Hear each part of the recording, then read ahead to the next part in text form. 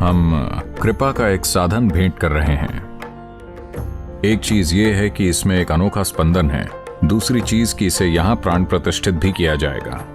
तो यह आपके जीवन में एक शक्तिशाली साधन होगा आदि योगी की कृपा पाने के लिए, ताकि आप शिव के आंसुओं में, परमानंद के आंसुओं में भीग सकें।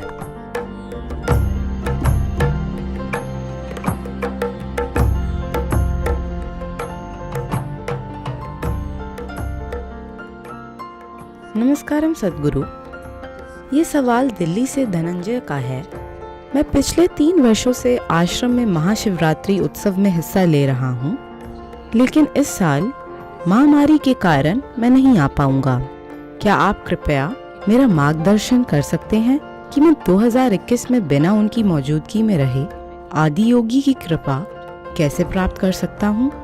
क्या ऐसा कोई उपकरण या साधना है जिसका मैं उपयोग कर सकता हूँ? भौतिक उपस्थिति का अपना ही महत्व है, लेकिन अगर आप कृपा प्राप्त करने में इच्छुक हैं, आप जहां कहीं भी हैं, ये संभव है, तो इस बार बड़े पैमाने पर महाशिवरात्रि बड़े पैमाने पर ऑनलाइन होगी। इसका मतलब है कि आपको यात्रा करने की परेशानी नहीं उठानी पड़ेगी। हम अलग अलग तरीकों से आपके पास आएंगे और कृपया आप उपलब्ध रहें। हम कृपा का एक साधन भेंट कर रहे हैं। ये एक तरह का प्राण प्रतिष्ठित रुद्राक्ष है। कहानियां बताती हैं कि रुद्राक्ष वास्तव में शिव के आंसू हैं। तो शिव बहुत लंबे समय तक एक ध्यान की अवस्था में बैठे थे। सभी को लगा कि वो मर चुके हैं, क्योंकि वो पूरी तरह से स्थिर थे। ऐसा लग रहा था कि सांस नहीं चल रही है, कुछ भी नहीं चल रहा। पर रुक रुक कर परमानंद के आंसू उनकी आंखों से टपक रहे थे।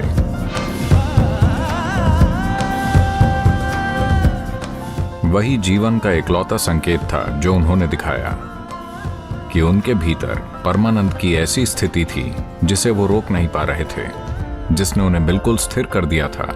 साथ ही कभी कभी परमानंद के आंसू टपक रहे थे।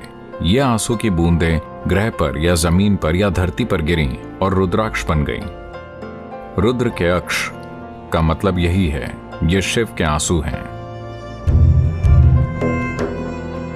इसके कई पहलू हैं। एक चीज ये है कि इसमें एक अनोखा स्पंदन है, दूसरी चीज ये है कि इसे यहां प्राण प्रतिष्ठित किया जाएगा तो ये कृपा का एक साधन बन जाएगा। लेकिन ये एक तरह का प्रतीक भी है। रुद्राक्ष पहनने का कारण ये है कि तपस्वी हमेशा रुद्राक्ष इसलिए पहनते थे क्योंकि धरती के सभी प्राणी में से वायरस से लेकर बैक्टीरिया तक सभी जीवाणु, कीड़े, पौधे, पेड़, पक्षी, जानवर, कोई भी सचेतन रूप से ये तय नहीं करते कि प्रजनन करना है या नहीं। ये बस हो जाता है। अगर कोई बीज गिरता है तो एक और पौधा उग जाता है, वो एक दूसरा पेड़ बन जाता है। तो कोई भी प्राणी ये तय नहीं कर पाता कि प्रजनन करना है या नहीं। इकलौता जीव जिसमें यह शक्ति है कि सचेतन रूप से बीज को रोक कर रखें और प्रजनन ना करें, वो मनुष्य है। मैं कह रहा हूं कि यह संभव है। सभी मनुष्य ऐसा करने में सक्षम हैं या नहीं, ये अलग बात है, क्योंकि विकास की प्रक्रिया एक धीमी प्रक्रिया है। ऐसा नहीं है कि यह बस एक दिन में हो जाता है। कुछ लोगों में यह अभी भी हो रहा है। तो रुद्राक्ष का मन का इसी बात का प्रतीक है।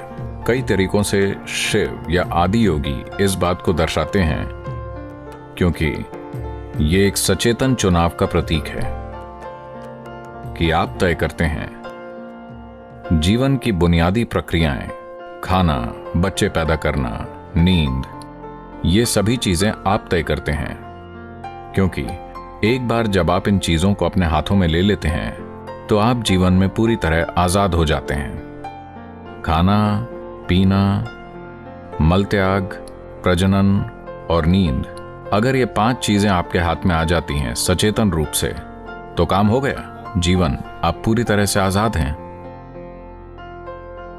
तो रुद्राक्ष मन का उस आयाम को दर्शाता है कि आपने एक जागरूक इंसान बनना चुना है।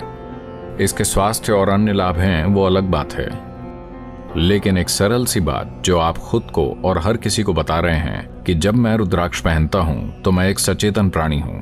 मैंने तय किया है कि जो धरती पर मौजूद हर दूसरे प्राणी के लिए एक मजबूरन गतिविधि है, मेरे लिए ये एक सचेतन प्रक्रिया है। तो एक रुद्राक्ष मन का जिसे एक तरीके से प्राण प्रतिष्ठित किया जाएगा और जिसे कुछ समय के लिए आदि योगी पहनेंगे, शायद हम कुछ लाख रुद्राक्ष मुफ्त में भेंट करेंगे।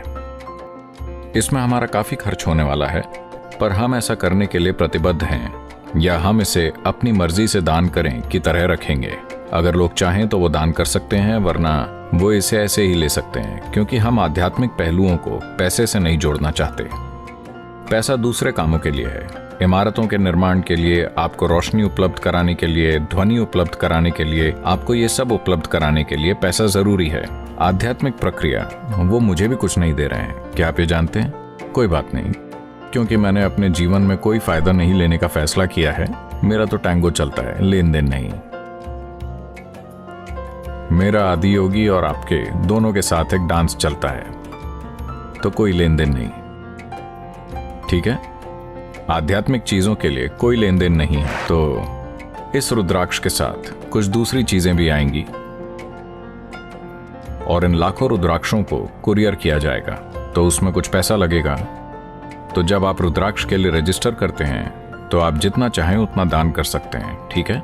आप अपने लिए दान कर सकते हैं, या अगर आप चाहें तो और 100 लोग ये रुद्राक्ष प्राप्त करें तो आप उनके लिए भी दान कर सकते हैं, तो ये आपके लिए उपलब्ध होगा। कृपया इस रुद्राक्ष का लाभ उठाएं, यह आपके जीवन में एक शक्तिशाली साधन होगा ताकि आप आदि योगी की कृपा पा सकें। तो इस महाशिवरात्रि ये आपके लिए एक अवसर है शिव के आंसुओं में, परमानंद के आंसुओं में भीगने का, न कि दुख के।